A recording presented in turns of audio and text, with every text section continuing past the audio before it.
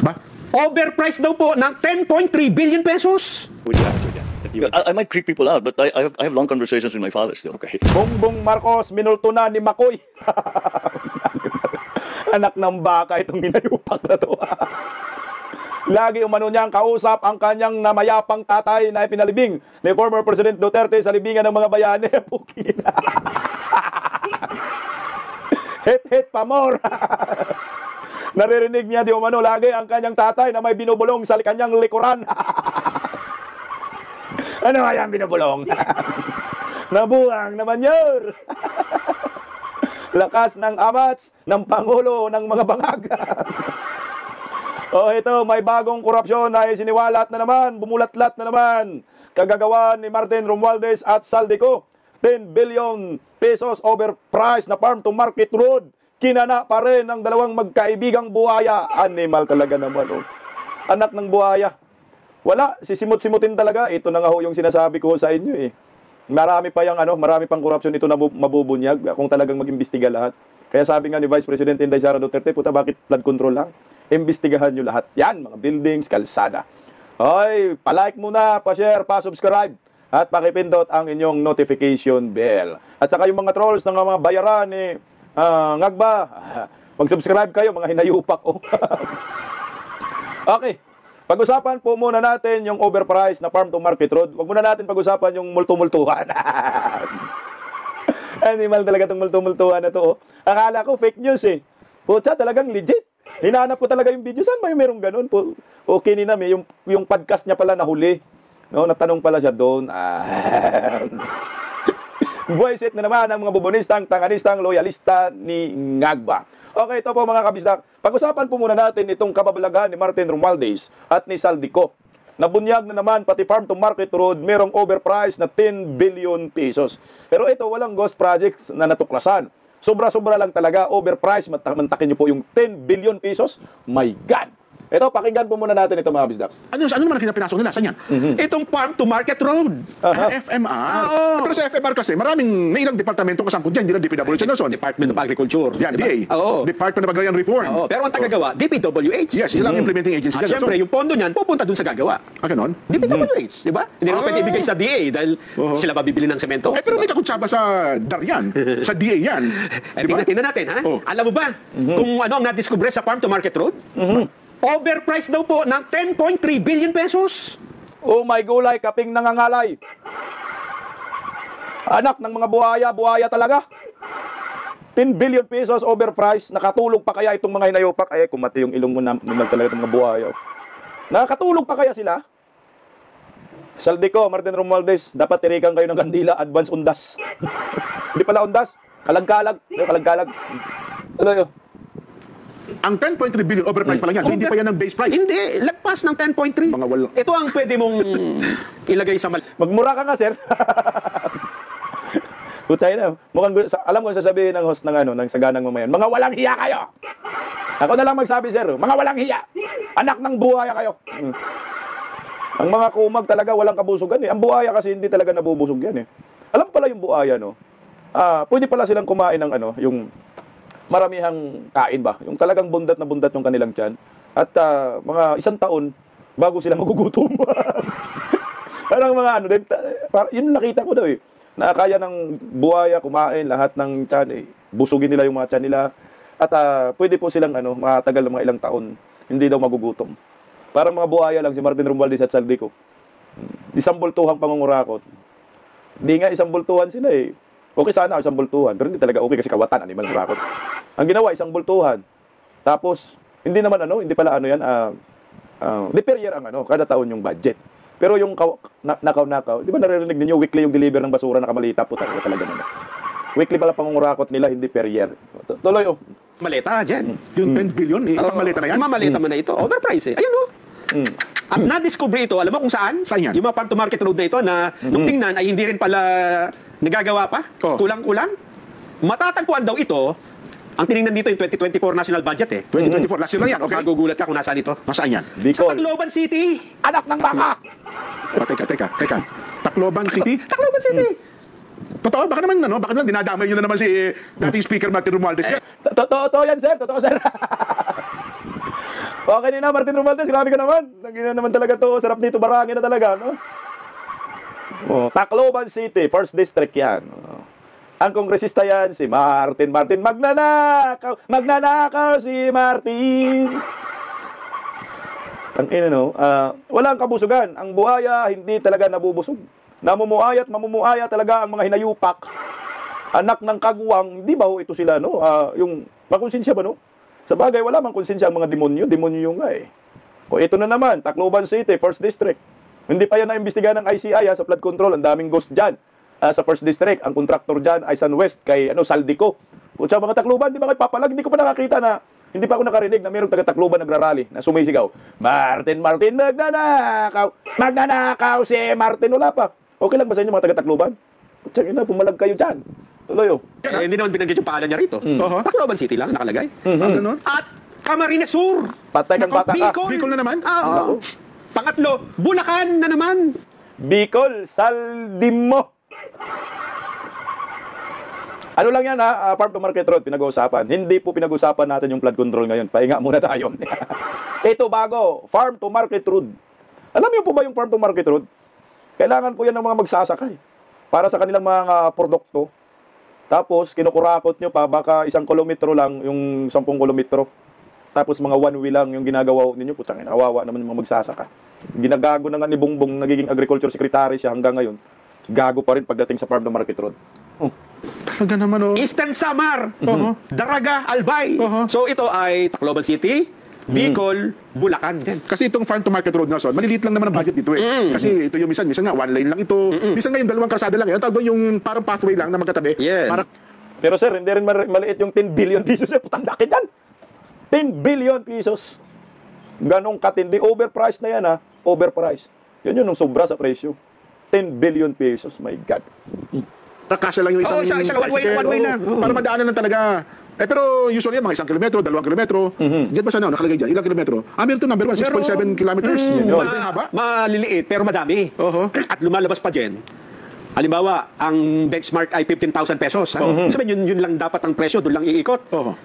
Yung 15,000 pesos, in-overprice ng 300,000. Magkano? 15,000. Siguro ginawa na lang 20. At 5,000. Okay, 20. dinoble, ginawa 30. 30. Malaki na yun. 100% na yun. Ako lang 20 lang. 20 siguro. 5,000 ang dinagdag. Mula sa 15,000, ito'y overprice ng 348,000 per meter sa kalsada. Bawat isang haba ng ruler. Overprice lang. Ilang 3 feet pala ang 1 meter, no? Isang metro. Ang 1 metro, mga 3 feet. Ang presyo, magkano? Dapat 15,000 benchmark. Pero sila, ginawa nilang? Lagpas ng 348,000 Grabe. per meter. Abay, ang tawag ng bata dyan, nimal. Kaya siguro, pakinggan nga natin. Napamura talaga, nagmura. Hala, patay ka ni Eduardo Manalo, sir. Sino bang hindi mapamura yan? From 15,000 per meter, ginawang 340,000 per meter. Putang ng kaluluwa ng anak ng buhaya. Anak ng buhaya talaga. Pero sabi nga ho ni ng Department of Agriculture Secretary, yung 15,000 daw, overpriced na daw yun ng 30%. Yung 15,000 na. Dapat daw yung 10,000 lang per meter. Pero ngayon, yung ginawa nga ho, yung lumabas, 340,000. Sino hindi makamamura dyan? Anak ng buhaya. Anong gagawin ng mga Pilipino dito kay Martin Romualdez? Siyempre sabit dyan si Bongbong Marcos. Si Bongbong man ang presidente. Siya man ang nagpirma ng lahat ng budget. Command responsibility. Hindi pwedeng makatakas sila dito. Ang masaklap yan ang tanong, sino yung kontraktor? Tandaan nyo Tacloban City at Bicol, yung maraming farm to market road. Hindi man kami nalagyan dun sa Siargao. Ang dami namin kailangan na kalsada dun, lalo na maraming mga turista dun. Mga produkto rin kami dun. Wala man. Anong Ginoo itong mga animal na to, no? Anak ng kaguwang. Lahat sila. Kumusta na kayo, mga bubunistang, tanganistang, loyalista ni Ngagba? Ayaw nyo pa rin ito, tuligsain? Okay pa rin sa inyo si Ngiwem? Na ngayon, minumulto na ng kanyang tatay? Ito, pakinggan natin yung naisiwalat sa Senado po nila, yung hearing doon sa agriculture. Narito po. Yes. And that pilinista namin yung top 10. Tawag namin extremely overpriced FMRs. Like for example, concreting of Barangay San Roque in Tacloban City, 348,000 per meter. Concreting of Barangay Glagyo, in Camarines Sur, 263 per meter. Concreting of Barangay Ubihan, saan ba ito? May Kawayan City, 193,000 per meter. So, hindi lang to extremely overpriced, extremely overpriced, Secretary. Based on sa nakikita ko na pinapakita niyo, Mr. Chair, medyo shocking. But I guess siguro magandang itanong dyan, Mr. Chair, is yung ating bagong sekretary ng DPWH na matulungan tayo na mahimay ito. So, hindi nyo ho na sa DA, kasi itong mga farm-to-market roads are part of your agriculture agenda. Tingnan mo yung 348, narinig ko, 348,000 per meter, yun yung kay yun dun sa Tacloban pinakamahal, no? Grabe naman yung ninyo dyan, kalsada, farm to market road, mga taga-Tacloban, ginto ang presyo, mga animal talaga. Ito Tacloban, tika lang. Ay, wala pala dito. Yung pala, yung mga award. Mantakin nyo yan. Kalsada lang, per meter, na dapat 10 to 15,000, ang halaga lamang, ginagawang 340,000 per meter. Grabe ka, Martin Romualdez. Di ang dami niyang pera nito, tol, no? Na naglimas. Baka sali nga doon yung 16 billion. Hindi niyo ba nadidetect na mayroong ganitong grabing overpricing? Kasi kung 15,000 nga, sa inyong opinion, is overpriced na, ito, 348,000 per meter. Mr. Chair, actually meron kaming reports even before this whole thing dun sa flood control na meron mga questionable na FMRs nga in terms of cost or standard or meron din parang hindi mahanap. Technically, sa lahat ng na-flag namin, hindi pumirma ang DA ride namin. Pinirmahan Hindi ko, I would have to... Paki-double check na lang and submit to us. Kasi, pero, Putang ina, hugas kamay na. Hindi daw pumirma yung Department of Agriculture, hindi daw pumirma dyan. Sinong pumirma? Multo? Tatay ni Bongbong? Grabe naman yung tatay ni Bongbong, si Makoy Multo nagperma. Ang inumin nyo. Sige nga. ito for me, obvious sign of corruption na ito eh. Naman. Paano ka magkakaroon 15,000 ang benchmark? Mataas na ngayon. Consider na malambot na yung lupa. Ito, 348,000 per meter. Na ang nag-construct is DPWH but ang end user is DA. Correct. Yeah, medyo may problema talaga. Base sa... Hindi medyo may problema, Sek. Talagang may problema. Extreme overpriced daw eh. Pantakin mo yung 10 to 15,000 na halaga, ginawang 348,000. Anong medyo may problema? Talagang malaki ang problema. Maliwanag pa sa sikat ng araw ang korupsyon dyan. Sobra-sobrang pangungurakot ng mga hinayupak kayo. Ganong katindi po ang pangungurakot sa gobyerno. Martin, anak ng buhaya. Saldico, anak din ng buhaya. Uhari ng mga buhaya si Martin. Saldico, anak ng buhaya. Ganito nyo ginago ang taong bayan. Wala kayong patawad sa mikrobyo, mga hinayupak kayo. Dapat kayo bitahin sa silya elektrika eh. Mga ganitong klaseng mga kawatan na wala nang takot magnakaw, walang pakialam sa mga tao, walang pakialam sa mga Pilipino. Bahala kayo dyan, mahirapan, basta kami magnakaw kami. Bubusugin namin ang aming mga tiyan, papakainin namin ang aming mga pamilya galing sa nakaw, putang ina. Kaya pa kaya nilang makatulog to? Tuloy. Information I got just now, hindi DA nag-concern sa mga projects na yan. Ito hindi nyo inano ito. And then we also looked at yeah, go ahead. How does that work? Hindi kayo nag-concur? Ibig sabihin, binipass kayo at tinuloy? Ganun ba yun? Yes, Mr. Chair. So parang flood control. May nagbabypass, dinediretso dun sa... Galing itong mga projects na ito.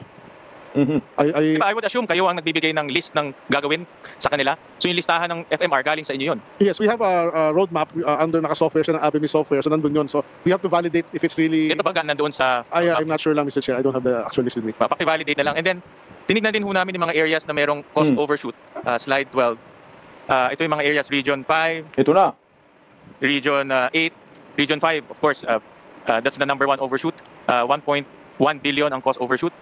Region 7, Region 8, 500 million ang overshoot, and Region 3, 300 million overshoot, and it goes on. So, and then tinignan namin rin yung projects noong 2023, slide 11. Majority of the projects nasa Region 5 and Region 8. Grabe. Bicol ba yan? Bicol Region and Region 8, ano? Tacloban. Tacloban. Tacloban Region. So, kilala ko na yan. And then in Kilala na natin yan, Senador Marcolita. Tingnan mo Tingnan mo yung farm to market road na proyekto. Napakawalang hiya itong si Martin Romualdez at si Saldico. Bicol Region at Tacloban. Tingnan mo yung araw. Yung graph. Yung mga sa sumunod. Puta, wala pa sa kalahati. Ganong katindi ang paglilimas sa kaba ng bayan ng magkaibigang Saldico at Martin Romualdez, mga anak ng demonyong buhaya. Ginawa nila talaga yung ganyan. Hindi ba sila nakukonsensya habang naglilimas sa kaba ng bayan? Kaya kailangan dapat talagang magalit tayo dito. Hindi na po ito normal eh. Ito na po ay panggagago na sa atin, mga Pilipino. Hindi ka pwedeng manahimik dito para sa akin, mantakin mo yan. Kita mo naman yung mga report na yan. Kinain nila lahat ang pundo sa farm to market road. Itong grupo ni Martin Romualdez, sabi nga ni Tambalo, ni Saldico na nagtatago ng hinayupak daw. Araw-araw daw sila nag-uusap ni Martin. Kasama si JJ Suarez para mag-isip, magplano di umano kung anong ikakabuti ng Pilipinas. Yung pala plano nila kung paano limasin ang kaba ng bayan, ikakabagsak ng Pilipinas at ikakabuti ng kanilang mga bulsa, anak ng mga buhaya. Kakapal ng mga mukha. Tingnan mo naman yan, yung graph na yan. Bicol Region, Tacloban, sila-sila lang nakikinabang. 2024, next. Ganon rin, slide 10. Region 5 and Region 8 Puta, ang top notchers. 2024, di ba 2023, Region 5, Region 8. Ito na naman, Region 5, Region 8 na naman. Sos ko, Ginoo, mga animal kayo. Tingnan mo naman yung iba. Swerte, at least swerte yung iba dyan na mayroong farm to market road. No? Kahit kapiranggot lang. Pero ito, hindi na makatarungan ito. Masyado na tayong ginagago ng mga buhayang ito. And then, tinignan din namin kung sino yung mga nakakakuha ng kontrata in 2024. Oh, ito yun. And ito, pinadala nyo ho ito. Galing to sa DPWH. Slide 13. Three of which, nasa top 15, yung pinangalanan ni Presidente na top 15 contractors na nakakuha ng 20% ng total flood control projects. Yung tatlo doon nasa top 15. Obviously, Highton, ito yung construction company na connected kay Saldico. So tingin ko hindi naman coincidental na ang pinakamalaking nakakakuha ng FMR is Region 5. Tapos pangatlong pinaka maraming nakuhang kontrata is connected kay Saldico. Tingin ko hindi ho coincidental ho yun. Hindi, talagang planado po yan. Tingnan mo ha. Oh, yung nakakuha na yan dyan sa inyong mga graph, no? FGB Construction Corporation, Highton Construction and Development Corporation, Road Edge Trading and Development Service. Lahat di umano yan. O Highton lang may konektado sa ang tawag diyan kay Saldico. Pero ang ulat sa sa Bombo Radio Philippines ito basahin ko sa Bombo Radio Philippines ito. Ibinunyag ni Senador Win Gatchalian ang listahan ng mga kontratistang sangkot umano sa overpriced na farm to market road FMR projects ng Department of Agriculture. Kabilang sa kontratistang nabanggit ni Gatchalian, ito po yung mga underline niyo na pula diyan, ay ang EGB Construction Corporation, Highton Construction and Development Corporation, at Road Edge Trading and Development Services. Ang tatlong kumpanya na iniugnay umano kay Saldico, na una ng pinangalanan ni Pangulong Ferdinand Marcos Jr. na mga kumpanyang nakakuha ng bilyon-bilyong pisong kontrata sa gobyerno. Yan, naliwanag yan Galing po yan sa Bombo Radio Philippines. Ganong katindi ang ginawa ho ni Saldico at Martin Romualdez. Sa kanilang region na nga ho, napunta yung pinaka overpriced na farm to market road, nagkakahalagang 340,000 bawat metro. Ang nakakuha pa ng kontrata ay mga construction company na naiugnay kay Saldico po. Ay, sus Ginoo. Kailan ba kaya, Lord? Kunin nyo na to, Lord. Hindi pala, Lord. Satanas, kunin nyo na yung buhayan yung Satanas sa Pilipinas. Maawa naman kayo sa bayan Kasi ang mga Pilipino ayaw pumalag. Ang mga Pilipino na nahimik pa rin sandamakmak na korupsyon na ito. Farm to market road ang pinag-uusapan pa. Merong flood control, mas malala. Paano pa kaya talaga yung mga kalsada, mga tulay? At paano pa kaya yung mga buildings? Mga infrastructure, mga kabildingan. Sus ko Ginoo. Pinabayaan ni Bungit na minulto ng tatay niyang si Makoy ang Pilipinas, nagahasain lamang ng mga kawatan sa gobyerno. Ako sa akin dapat dito lahat managot. Ang problema, si Saldico, wala na. Umiska po na ang buang at malamang si Martin Romualdez, umiska po na rin ho. Hindi na yan mahagilap. Malamang sa malamang yung statement ni Martin Romualdez na sabi pupunta siya sa ICI na Dependent Commission. Malamang pasakali lang ho yun. Siyempre, pag pumunta siya sa ICI, abangan siya ng mga media sa labas. Hiyang-hiya na yan, buhaya na yan. Sunog na yung kanyang, excuse me po, nalala tayo ni Martin. Sunog na po yung kanyang kaluluwang mga buhaya na yan, markang buhaya. Siguro hindi na yan naharap. Yan ang nakikita ko. Merong immigration lockout bulletin order, hanggang tingin ka lang, monitor lang naman yan. Hindi mo mapipigilan yan, umalis. Sasakayan ng private jet niya, pupunta sa Sabah, pupunta sa kung saan-saan, wala ka nang magawa doon. Kasi walang hold departure order. Same with Saldico. Ang tanga nga ng elbow. Dapat ang elbow, hindi hold departure, immigration lockout bulletin ang ginawa kay Saldico. dapat kansila ng pasaporte. Dapat pinadala ng sumon ito at inisyuhan ng warrant of arrest at kasuhan.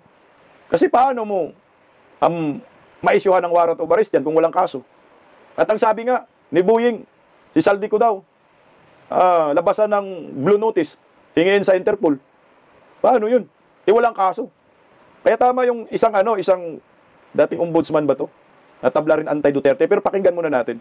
Hindi naman binabanatan si Tatay Digong dito. Tumama lang kasi yung kanyang komento. Na dapat akinan sila ang pasaporte at nilabasan ng sumon, hinasuhan para maka-issue ng red notice sa Interpol at mapauwi itong si Saldico. Bakit hindi magawa? Pakinggan natin kunti lang. My question is, why did not Martin Romualdez ask the DFA to cancel the passport of Saldico? He seems to be covering up for him. He seems, I said, because today, while they may have undertaken to cancel his travel authority, his passport is not being cancelled. It should have initiated by Martin while he was speaker. If this government is serious, what actions should they do to bring Saldico back home or bring him to justice? What can they do? Cancel his passport. That's number Correct. one. Because since there are no charges yet, they cannot order his arrest. Nakalagay sa dyaryo, hihingin daw nilang Interpol. But there have been no charges. What they probably would do is to summon him to answer questions, but he's not being summoned. 4 na buwan na nag-imbestiga ang mga hinayupak na Bongbong Marcos. Ilang beses na nabanggit itong si Saldico.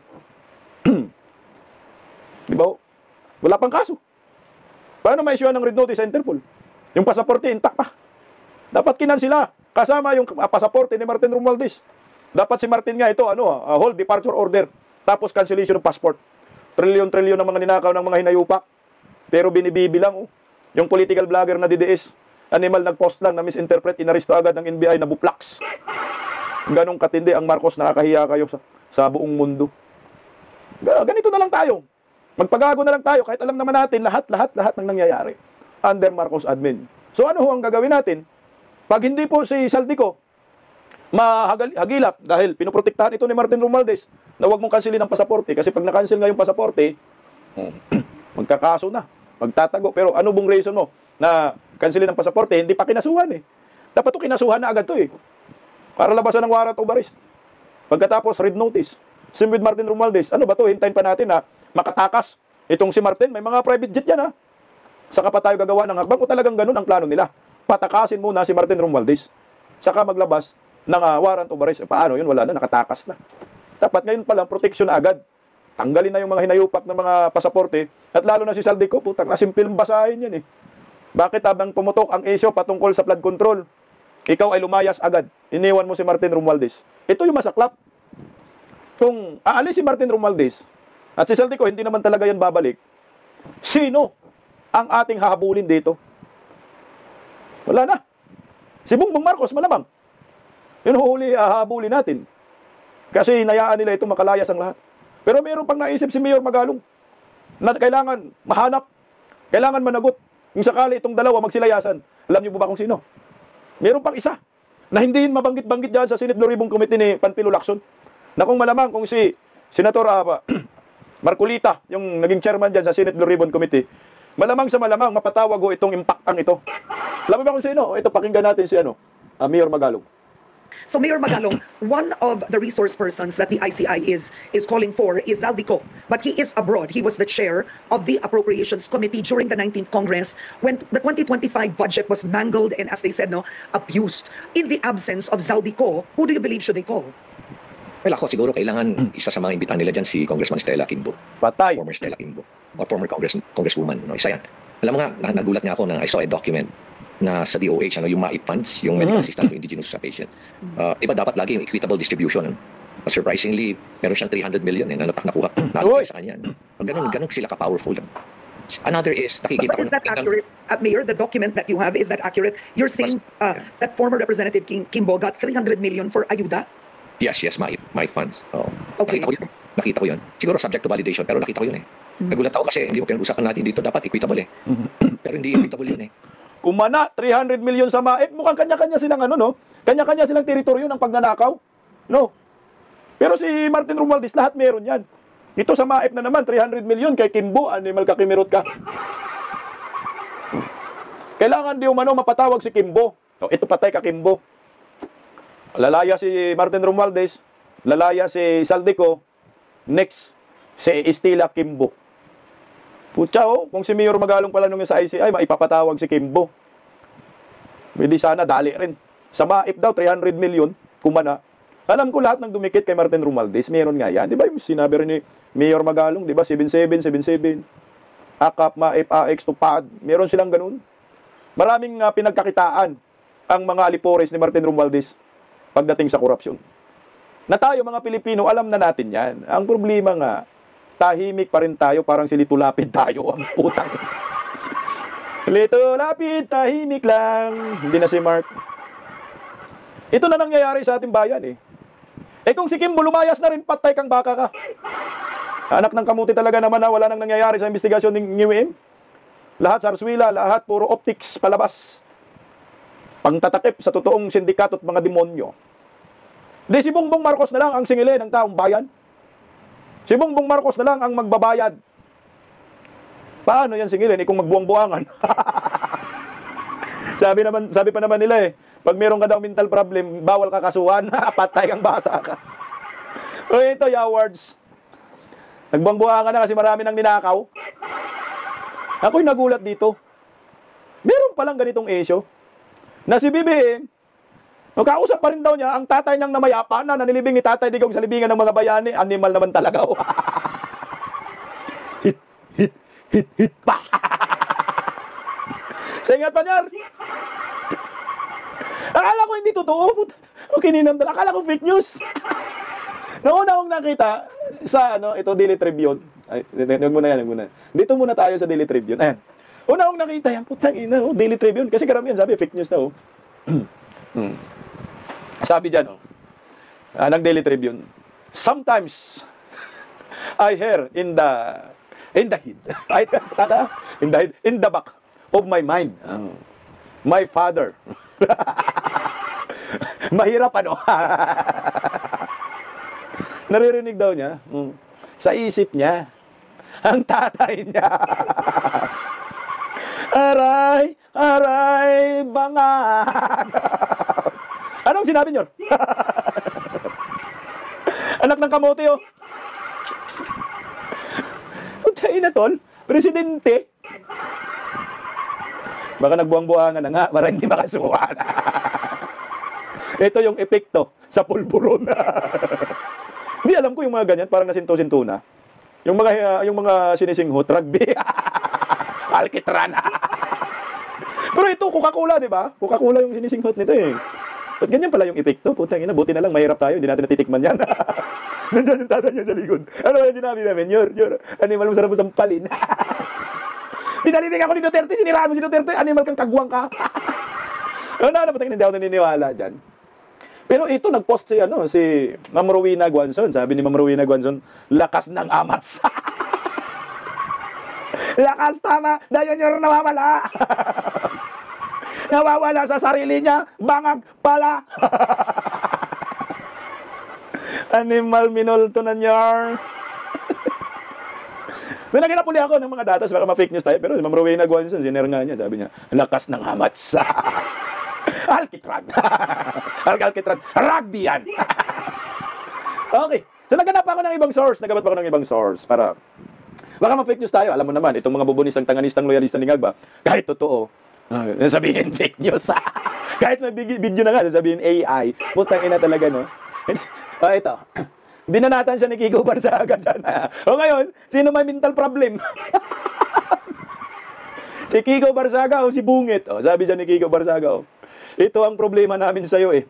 Mas pinakinggan mo ang multo kaysa taong bayan. Putang ina na yan. Huwag yan nakikinig kayo sa multo.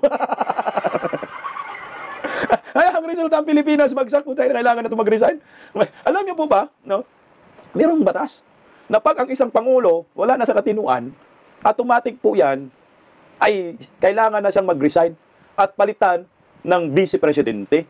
Pero ito putang ina bra guys, may problema na to sa utak. Lumuwag na ang mga tornilyo itong nimal na pangulo na to. Hindi po pwedeng hayaan natin ito. So naghanap uli ako ng datos na baka ma-fake news, no? Naghanap uli ako ng pwede, saka na yung video. Sulitin muna natin yung mga yung mga kaganapan. Nung hinanap ko, ayan, Di ba? Ito, medyo legit din po ito. Sabi nga ho ng ano eh, balita. Ngayon, balita. Hanggang ngayon, madalas ko pa rin kausap ang aking ama. Dididi. Kasamang dididi. Ito. May video. Alam nyo mga bubonistang tanganista, wala kaming video. Meron, buuan kayo. Yung amo nyo, may kausap na multo. Singot ng mga bugog kayo. Buisit na mga animal na to. Tangin namin eh. Sinabi niya talaga sa interview, yung huli niyang podcast. Nasabi mo yan? O ito in-interview siya.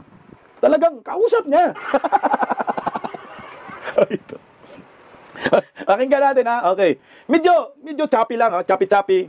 Hindi choppy yung signal. Choppy yung boses ni Junior kasi nga nauutal siya. Para mag hinahatag lang kadina lang. Animal putang na talaga. Hindi maintindihan mo sila sabi. Pero mamaya merong nag-translate no. Para mas maintindihan natin ng maayos. Pero dito maliwanag. Clear na clear sa video na sinabi niya kausap niya yung tatay niyang multo.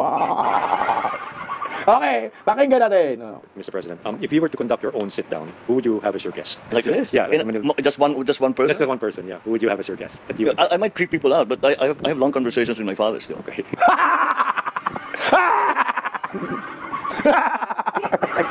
Ito yung sinabi niya. Okay. Ang tanong, di ba? Ang tanong, kung sinong personalidad ang nais ng makapanayam kung mabigyan ng pagkakataon. Ito yung sagot niya agad. Una, I might creep people out.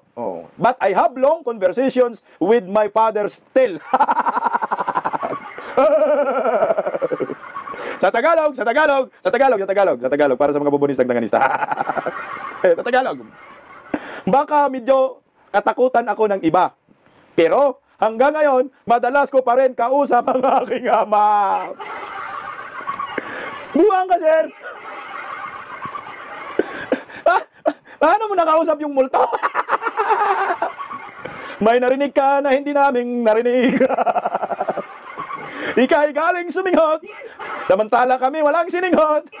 Kaya nakita mo ang hindi namin nakikita. Ano nangyari yan? May kausap kang multo? Anong pinag-uusapan nyo? Sige. Okay, sige. Ano bang pinag-uusapan nila? Okay. Tuloy! I mean, I think what did my dad do? It was a similar situation that I saw my father in. And what did he do? Yes. And if I asked him, Dad, what am I supposed to do?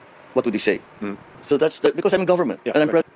Yeah. And he was president. Right. That's a treasure trove of good advice right there. I try to look back and sort of see what of what you know of him. Yeah. What would he say? Okay. How would he judge what you just did? With anak mali yan. Or anak very good. Or whatever, So the one thing since I became president, sometimes I hear in the back of my mind, it's like my father and some of his other political allies, yung sa generation niya. Naririnig niya? Tatay niya? Ito may bonus pa. Hindi lang tatay niya, naririnig niya. Pati mga kalyado ng tatay daw niya noon. Buwang ka, Nyor. Sabi niya, ayon kay Marcos, sa tuwing naharap siya, ito. Naharap siya sa mahirap na desisyon bilang Pangulo, madalas nang tanungin sa kanyang isipan ang ama. Dad, ano ba ang dapat kong gawin? Ano kaya ang sabihin niya? Nasa pamahalaan ako ang Pangulo at siya rin naging Pangulo. Isang kayamanan ng magagandang payo yun. Ito pa. Dad, what I am supposed to do? Ito yung sa English sinabi niya. Ito yung dagdag niya dyan kanina. Minsan ay naririnig pa rin daw niya ang tinig ng kanyang ama at mga dating kaalyado nito na tila nagpapaalala sa kanya ng kabigatan ng mundo ng politika.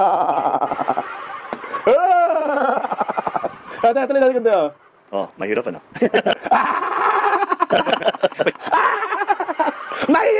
Mahirap maging sinto-sinto. Sabi, mahirap ano? Oh lala. Paano niya naririnig yung mga multo? Merong third eye. Presidente ninyo. Nasubrahan na nakasingot.